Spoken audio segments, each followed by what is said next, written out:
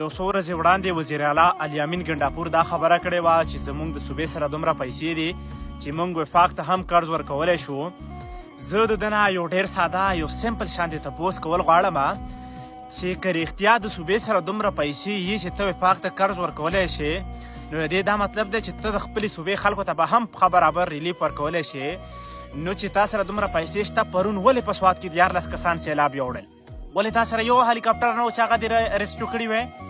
زه بار بار د سوات په کسانو باندې ځکه خبره کوم، په هغه واقعي ځکه خبره کوم چې بېګا راشي دې واقعي زما خوب آرام کړی دی. قسم دی که ماله د دې بجې نه خوب راځي، په زړه کې مور بلیږي چې څنګه د غاړې نه هم دومره لرې نه و، هغه ځای هم په 2 غنټې مسلسل هغوی انتظار کړی دی.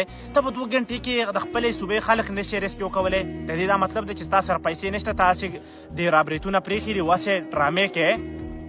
نو واورئ خلکو، که را روان کال مو بیا داسې خلکو له وټ ورکولو، نو بیا دغه شانتې کیسو ته او دغه شانتې واقعیو ته غاړه کېږئ.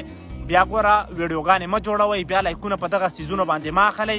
که دغه شانتې خلک بیا اسمبلیو ته لیږئ، که دغه شانتې خلکو له وټونه ورکوئ، نو بیا دغه شانتې واقعیو ته ښه برابره غاړه کېږدئ. دغه شانتې به ډېرې کیسې بیا کېږي.